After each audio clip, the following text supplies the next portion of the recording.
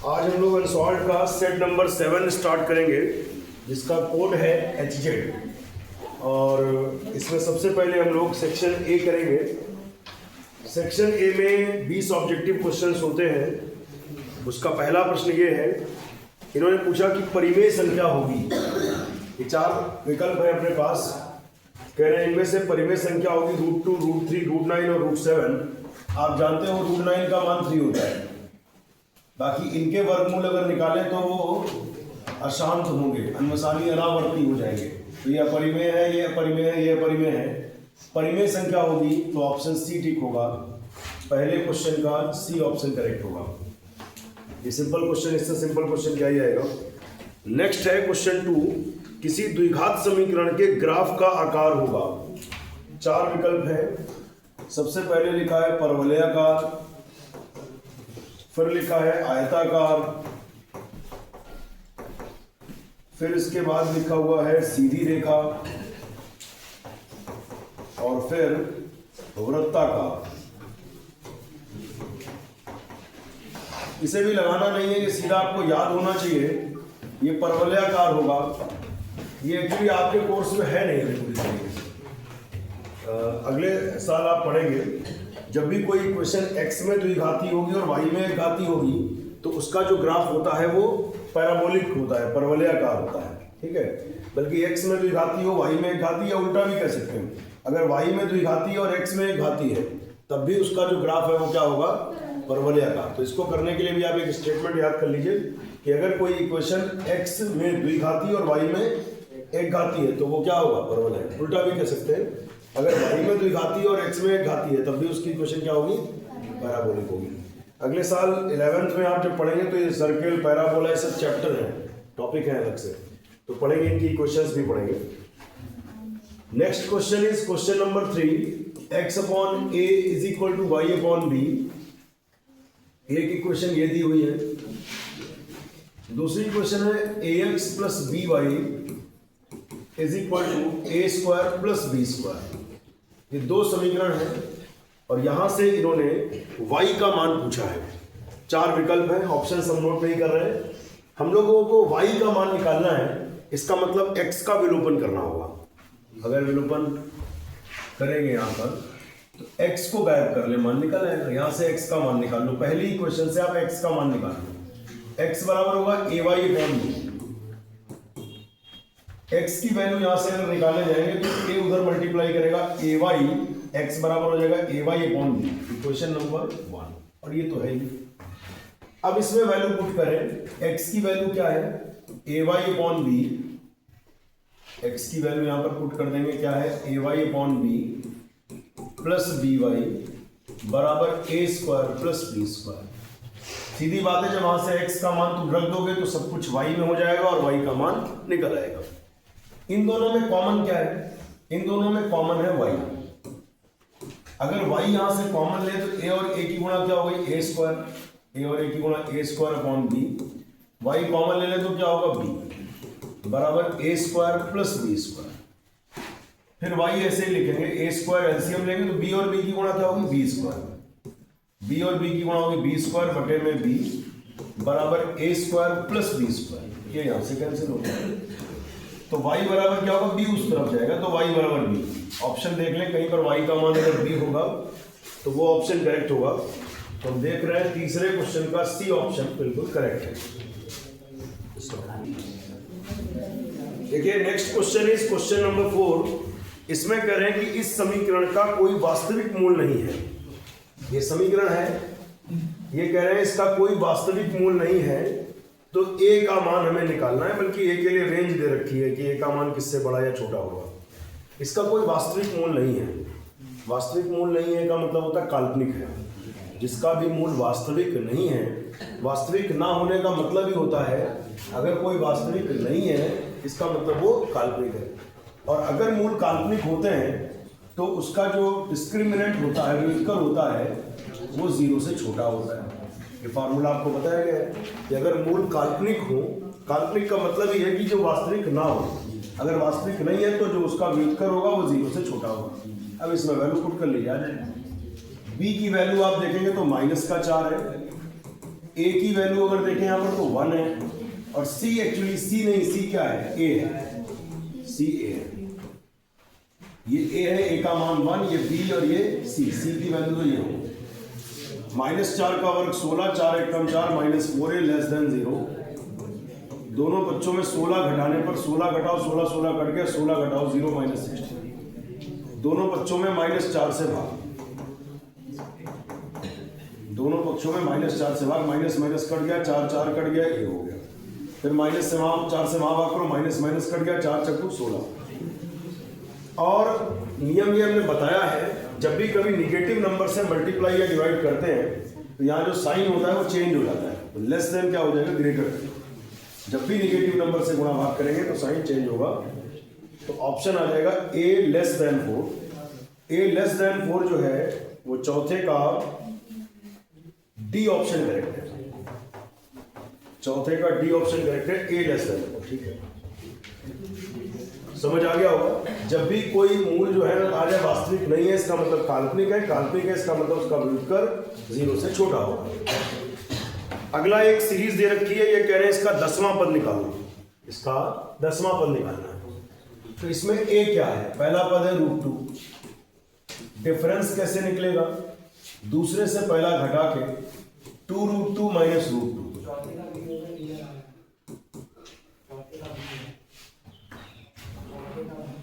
चौथे का, अच्छा बी ऑप्शन करेक्ट था, a ग्रेटर देन 4 आया तो वही है मेरा, चौथे का बी से बिल्कुल ठीक कहा, ठीक है, चौथे का बी ऑप्शन ही करेक्ट है, a greater than 4 B option में करेक्ट। ठीक, तो पहला पद क्या दिया है, √2, डिफरेंस कैसे निकलेगा, दूसरे से पहला घटा के 2√2 माइनस √2, 2√2 में √2 घटा देंगे तो √2 बचेगा, 2√2 में √2 घटा देंगे तो क्या बचेगा, √2।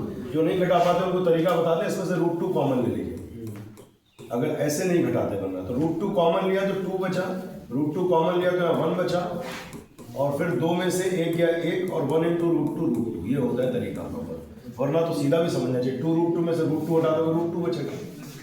अब एक फॉर्मूला होता है an बराबर a plus n minus 1 × d, ये सूत्र है। इसमें चूंकि 10वां पद निकालना है तो n का मान 10 रखेंगे, a का मान √2, n का मान 10, डिफरेंस हो गया √2, फिर √2 लिखा है, 10 में से 1 गया 9, 9√2 में √2 ऐड होगा तो हो जाएगा 10√2। ना समझ आए तो √2 कॉमन ले लो, 9 और 1 10, 10√2। समझ में आ गया होगा। वैसे आपको इसमें एक और ट्रिक बता सकते हैं, सीधा बिना लगाए आप बता सकते हैं। पहला पद था बेटा 1√2, ऑब्जेक्टिव अप्रोच सिखाते हैं, हर सवाल में नहीं चलेगा, यहाँ चलेगा। दूसरे पद में हो गया 2√2, तीसरे पद में हो गया 3√2, फिर √2 जुड़ेगा, चौथे पद में क्या होगा 4√2, पांचवें पद में क्या होगा 5√2, फिर 10वें पद में क्या होगा 10√2। कुछ सवालों में ऐसे भी आंसर्स निकाल सकते हैं, समझ आएगा। तो 10√2 इसमें ऑप्शन नहीं है तो उसे हम लोग एडजस्ट कर लेंगे। अब जैसे हमने इसके ऑप्शंस देखे, वैसे तो यही आंसर हम लोग छोड़ देते, लेकिन जब ऑब्जेक्टिव है तो देखना पड़ेगा 10√2 मैच नहीं हो रहा, तो सारे जो ऑप्शंस हैं पूरी तरीके से रूट में है तो रूट में कर लेंगे। हम लोग को ये भी तो पता है कि कोई संख्या अगर अंडर रूट में ले जाए तो उसका स्क्वायर हो जाता है। 10 को अगर अंडर रूट के अंदर लिखे तो 100 लिखेंगे, देखेंगे। हमेशा हम एक बात कहते रहते, करो कुछ भी पिछला स्टेप बैक होना चाहिए। भाई 100 का वर्गमूल वापस से 10 आ जाए, लिखा तो वही 100 का वर्गमूल ले ले 10 और 100 दूना 200। ये इन्होंने फंसाने के लिए किया कि आंसर ही ना दिखे तुमको, पता चला लगाया ऐसा ही और आंसर दिख नहीं रहा।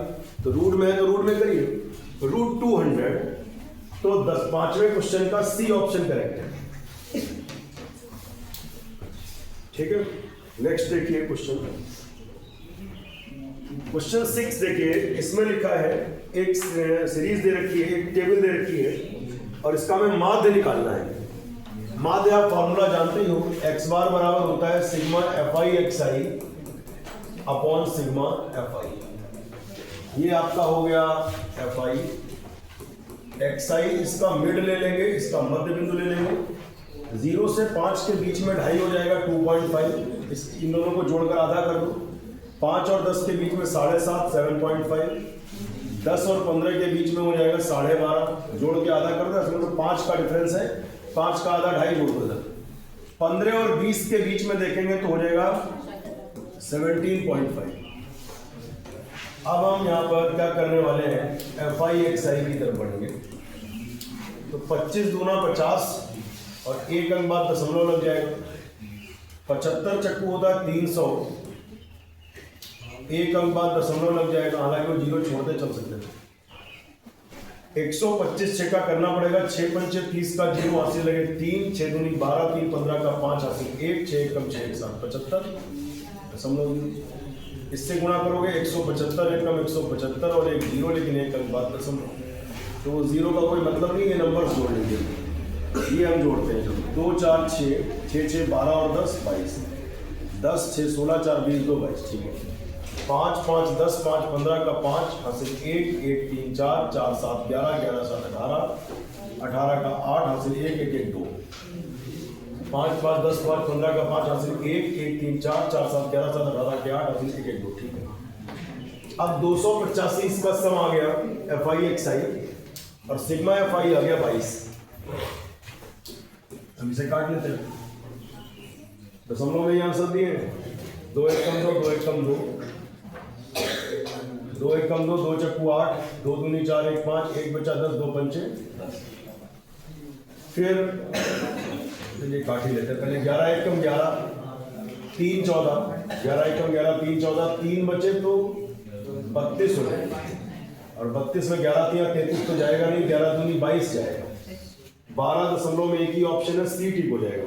चलो जा काट लेते हैं, 11 दूनी 22, कितने बचे 10, 10 बचे 0 बढ़ेगा, तो 11 निमा 99, कितना बचेगा 1 बचेगा, तो फिर क्या बनेगा 10, कुल मिला के 10 होगा, तो फिर न जाने का 0, फिर 0 बढ़ेगा, फिर 11 8 88, 11 निमा 99, 12.909 6 आ रहा है जी, बात करना आप जानते हो। तो ऑप्शन इसका करेक्ट होगा छठे का C ऑप्शन करेक्ट, ठीक है। देखिए नेक्स्ट क्वेश्चन है, त्रिभुज ABC और त्रिभुज DEF, ये दोनों त्रिभुज ये कह रहे हैं समरूप होंगे, जबकि ये कंडीशन दी हुई है, तो इनको टिक कर ले। पहले इसमें त्रिभुज ये नहीं दिए थे, अपने पास से बना लिए। ABC और DEF, AB और DE का रेशियो बोल रहे हैं, और BC और FD ये है, फिर से सुन लीजिए। AB और DE का रेशियो और BC और FD का रेशियो बराबर है, तो कौन से कोण बराबर कर दें कि त्रिभुज समरूप हो जाए? सीधी बात है, साइड एंगल साइड बनाना चाह रहे हैं। समरूपता का एक रूल होता है साइड एंगल साइड क्या होता है? 2 साइड्स और बीच का एंगल, 2 साइड्स और बीच का। तो आपको पता है बीच का एंगल कौन सा है, क्लियरली दिख रहा होगा, ये वाला एंगल, ये वाला एंगल जो है वो क्या है, ये वाला एंगल जो है वो बीच का है। जो साइड्स इन्होंने ली थी, एक साइड इन्होंने ये ली थी, एक साइड ये ली थी, एक भुजा इन्होंने ये ली, एक भुजा ये ली। तो भुजा कोण भुजा बनाने के लिए इन भुजाओं का अनुपात इन भुजाओं के अनुपात के बराबर है। और कौन से कोण हम बराबर कर दें कि ये दोनों समरूप हो जाएं? तो त्रिभुज समरूप तभी होंगे जब एंगल B एंगल D के बराबर हो जाए, एंगल B एंगल D के बराबर हो जाए। तो रूल इसमें लग जाएगा साइड एंगल साइड। ऑप्शन देखते हैं कौन सा सही है। एंगल B बराबर एंगल D, यानी 7वें का D ऑप्शन करेक्ट है। क्वेश्चन देखो, 0,4 0 0 और 3 0, इसको हम एग्जैक्ट फिगर इसका बना लेते हैं। 0 0 ये हो गया, फिर इसमें लिखा है 0 4, x पे 0 y पे 4 0 4, और 3 0, x पे 3 और y पे 0 3 0। ये कह रहे हैं 3 बिंदुओं को मिलाने वाले त्रिभुज का परिमाप निकालना है। वैसे तो ऐसे ना भी बनाए, त्रिभुज का परिमाप का मतलब होता है तीनों भुजाओं का योगफल। तो आप क्या करें, नॉर्मली इसमें तीनों भुजाएं निकाल लें इसकी, AB BC और C, तीनों को जोड़ दें। ऐसे एडजस्ट कर लिया तो ये भुजा क्लियरली दिख रही है 3 है, चाहे दो बिंदुओं के बीच की दूरी से निकालो तब भी 3 ही आएगी। ये भुजा भी हमको दिख रही है कितनी है 4, ये निकाल लीजिए पाइथागोरस से या दो बिंदुओं के बीच की दूरी से, दोनों से वही आएगी। तो पाइथागोरस लगा रहे कर्ण बराबर अंडर रूट लंब वर्ग प्लस आधार वर्ग 4 स्क्वायर प्लस 3 स्क्वायर, 4 का वर्ग 16, 3 का वर्ग 9, 16 और 9 25 का वर्गमूल कितना, ये 5 हो गई। परिमाप का मतलब होता है तीनों भुजाओं का योगफल, तो 4 प्लस 3 प्लस 5, 4 प्लस 3 प्लस 5, 4 3 7 5 12, तो परिमाप 12 हो गया, यानी 8वें का ऑप्शन सी करेक्ट।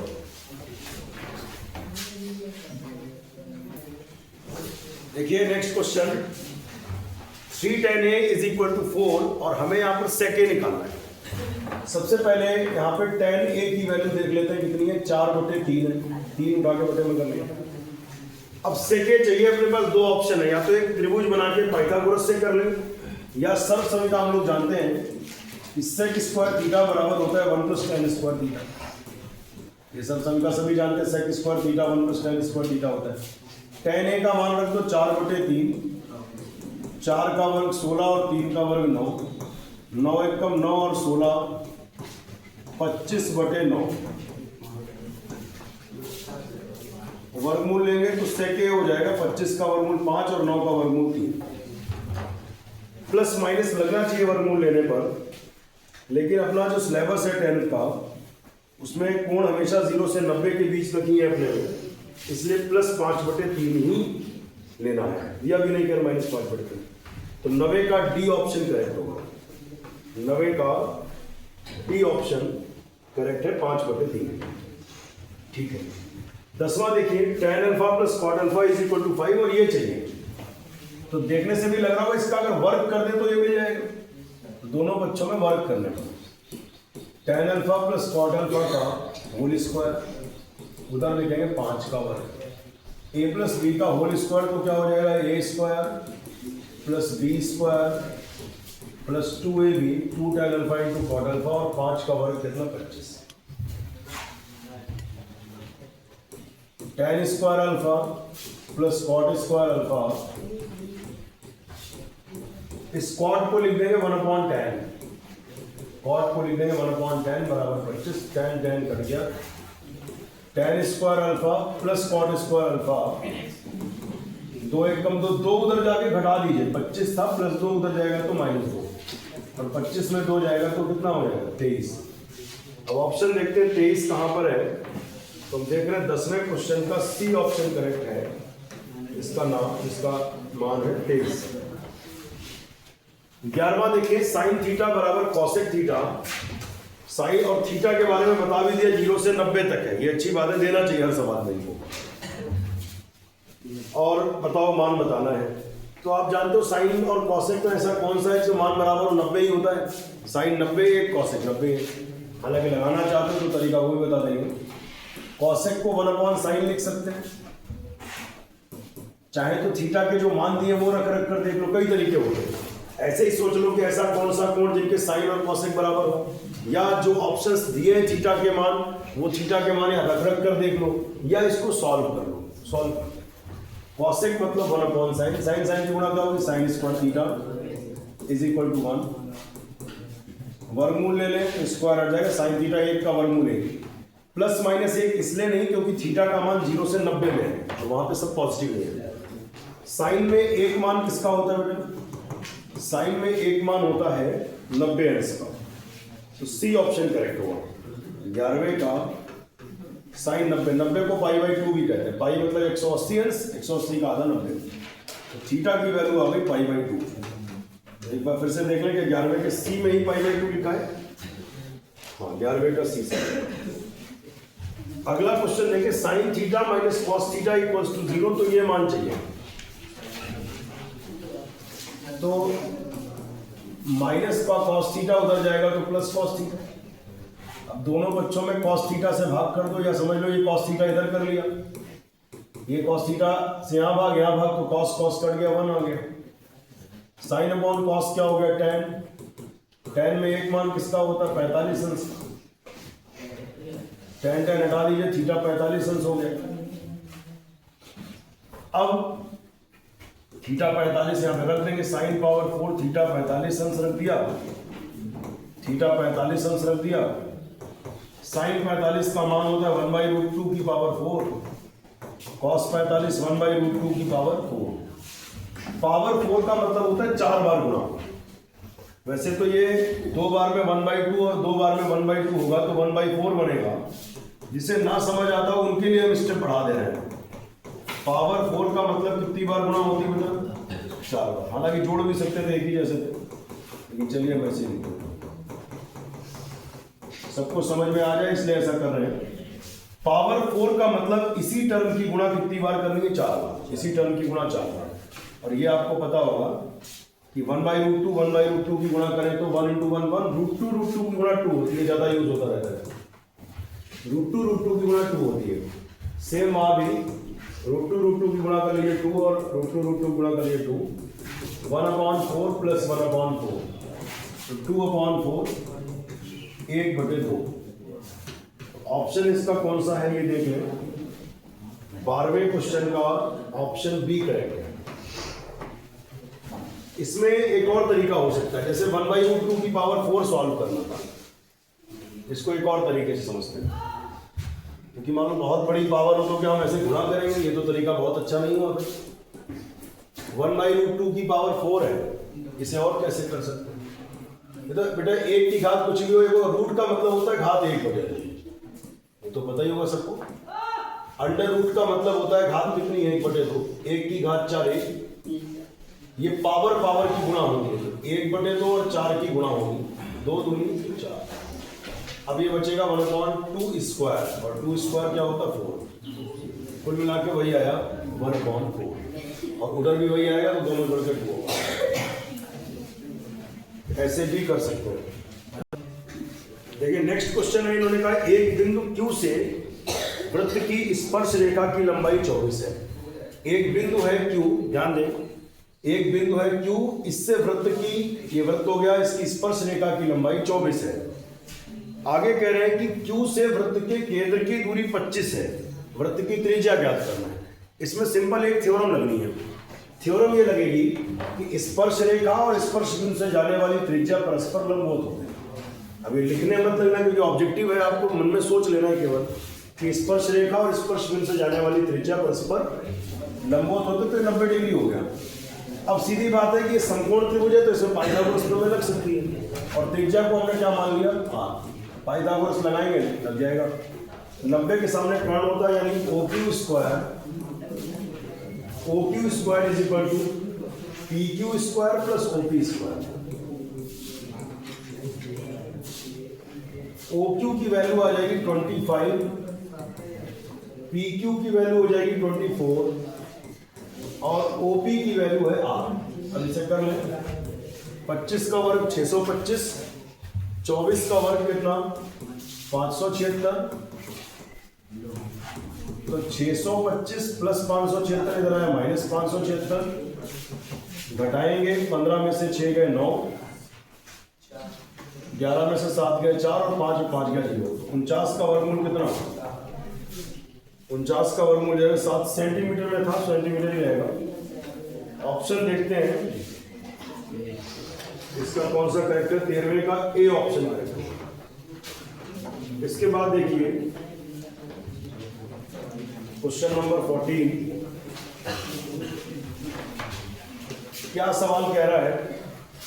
एक बिंदु P से O केंद्र वाले किसी वृत्त पर PA और PB स्पर्श रेखाएं हैं जो परस्पर 80 अंश के कोण पर झुकी है।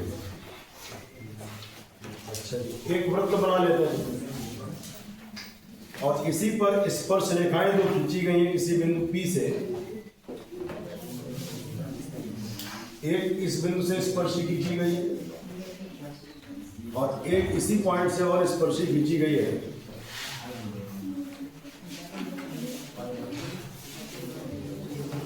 अच्छा, इनके बीच का कोण दे रखा है कितना? 80 अंश।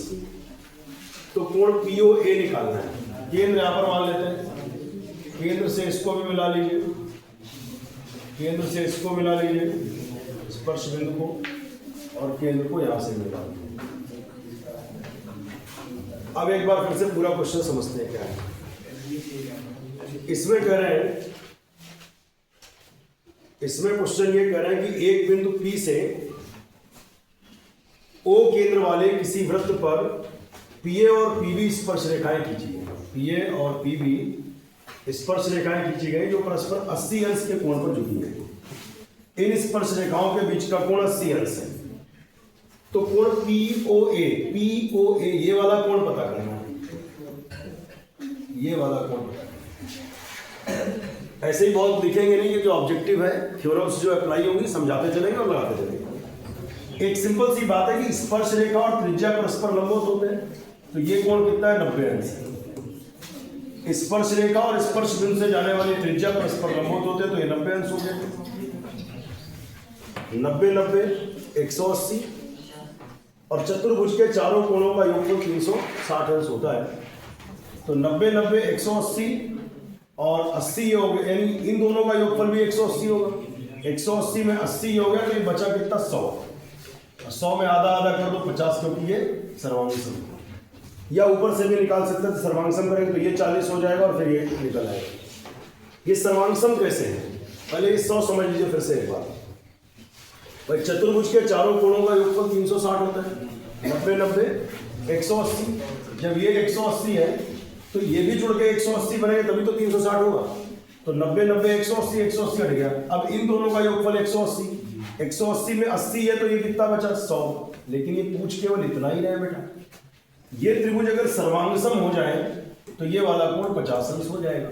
तो सर्वांगसम कैसे है वो हम बता देते हैं। देखो OA और OB आपस में बराबर है। वाह्य बिंदु से वृत्त पर खींची गई स्पर्शियां भी बराबर होती हैं और OP बराबर OP, साइड साइड साइड। ये भुजा कॉमन है, ये दोनों रेडियस हैं।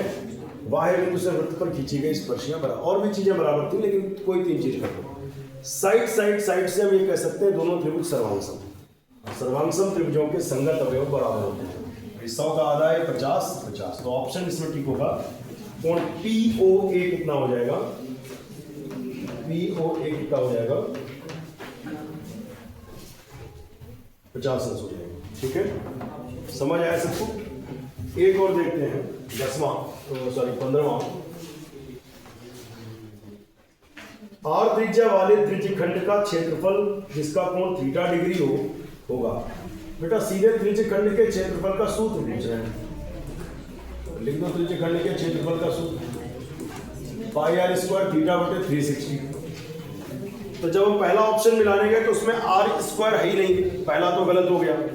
दूसरे में हम देख रहे हैं 2 पाई r स्क्वायर, यहाँ पे 2 दे रखा है और नीचे 72, तो यही वाला सही है। 2 से गुणा 2 से भाग कर लो, 2 से गुणा कर लिया 2 पाई r स्क्वायर थीटा, 2 से गुणा कर लिया और 2 से भाग 36 गुना 5 फिर 720।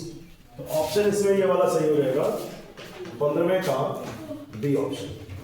16वां देखिए, एक ठोस पाइप है बेटा, एक ठोस पाइप है, इसका व्यास 4 है। इसका व्यास क्या है 4। तुरंत त्रिज्या कर दो 2। त्रिज्या व्यास की आधी होती है तो 4 का आधा कितना हो गया 2 हो गया, त्रिज्या 2। इसके बाद इसकी लंबाई जो है वो 20 सेंटीमीटर है। लंबाई एक्चुअली जो होती है पाइप की वो ऊंचाई का काम करती है, बेलन के लिए ऊंचाई कर दें उसे h 20 हो गई। पाइप में प्रयुक्त धातु का आयतन, इसका आयतन निकालना। ठोस है ना ये, इस ठोस का आयतन कैसे निकले, यानी बेलन के आयतन से निकले। बेलन के आयतन का फॉर्मूला याद होना चाहिए, वो होता है पाई r स्क्वायर h।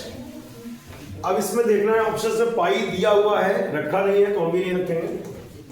r कितना है, r कितना है 2 स्क्वायर इंटू हाइट, हाइट है 20, 2 का वर्ग 4 गुणे 20, 20 चकू 80 पाई, और मात्रक क्या कर देंगे, क्योंकि आयतन है 80 पाई घन सेंटीमीटर। इसके बाद अगला क्वेश्चन देखिए क्या है, ऑप्शन इसमें बता देते हैं। 16वें का डी ऑप्शन करेक्ट होगा। 17वां देखें, R त्रिज्या वाले ठोस अर्धगोले का पृष्ठीय क्षेत्रफल। अरे अर्धगोले का कुल पृष्ठीय क्षेत्रफल पूछे तो सूत्र होता याद होना चाहिए। अर्धगोले का कुल पृष्ठीय क्षेत्रफल, यानी संपूर्ण पृष्ठीय क्षेत्रफल सूत्र होता है 3πr²। ठोस अर्धगोले का कुल पृष्ठीय क्षेत्रफल हो जाएगा 3πr²। तो ऑप्शन 17 का मैच होगा सी। इसके बाद 18, 19, 20 तीन और बचे, ये भी देख लेते हैं। 18वें क्वेश्चन में केवल हमें माध्यक वर्ग पता करना है, माध्यिका वर्ग। 18वें क्वेश्चन में हम देखें तो वर्ग अंतराल दिया है, बारंबारता दी 0 से 10, 10 से 20, 20 से 30, 30 से 40 और 40 से 50। 2, 8, 12, 18, 2, 8, 12, 18, 10। माध्यक निकालना नहीं है, केवल माध्यक वर्ग बताना है। तो इसके लिए हम लोग संचयी बारंबारता निकालते हैं पहले। 2 ऐसे लिख लिया, 2, 8, 10, 10 और 10 20 और 2 22, 22 और 8 30 और 10 40, 40 और 10 कितना हुआ 50। ऐसे भी जोड़ोगे तो भी 50 हो रहा होगा। 8, 2, 10, 2, 8, 2, 10, 2, 12, 8, 20 का 0 8, 2, 1, 3, 1, 4, 1, 5। 50 का आधा 25 होगा। तो 25वां पद किस अंतराल में जाएगा? 10वें पद तक यह अंतराल चलेगा, 11वें पद से 22वें पद तक यह अंतराल चलेगा, 23वें पद से 40वें पद तक। देखो 25वां पद आएगा 23वें से 40वें के लिए, तो यानी ये माध्यक वर्ग होगा। तो माध्यक वर्ग हो जाएगा 30 से 40।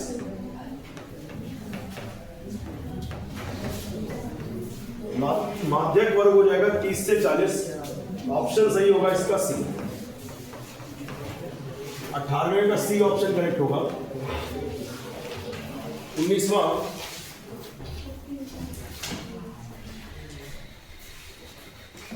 क्वेश्चन देखिए, एक बारंबारता सारणी का माध्य 30 है और माध्यक 35 है। बहुलक बराबर 3 माध्यक बहुलक निकालना है। ये इतना इंपॉर्टेंट क्वेश्चन हो गया है, लगभग हर सेट में इस फॉर्मूले पर क्वेश्चन आता ही है। बहुलक बराबर 3 माध्यक माइनस 2 माध्यक। बहुत इंपॉर्टेंट, मोस्ट इंपॉर्टेंट क्वेश्चन। माध्यक क्या है 35 और माध्य क्या है 30। 35 यहाँ 105 होता है और 30 दूना 60 होता है। 60 घटा देंगे तो 40 और 5 45 बचेगा। 45 ऑप्शन है इसमें। 19वें का बी ऑप्शन करेक्ट होगा। 20वां देखिए, कोई एक घटना है जो निश्चित रूप से घटती है। अगर कोई निश्चित घटना होती है तो उसकी प्रायिकता 1 होती है। तो ये याद होना चाहिए। ऑप्शन ए इन्होंने 3/4 दे रखा है, ऑप्शन बी इन्होंने 1/2 दे रखा है, ऑप्शन सी 0 दे रखा है, ऑप्शन डी 1। आपको पता है जब भी कोई घटना निश्चित घटना होगी तो उसकी प्रायिकता 1 होगी। एक और चीज यहीं पर सीख लो, कभी क्वेश्चन में आ जाए पेपर में कि कोई असंभव घटना है, असंभव घटना की प्रायिकता हमेशा 0 होती है। इम्पॉसिबल घटना है तो उसकी प्रायिकता 0 और निश्चित घटना की प्रायिकता 1।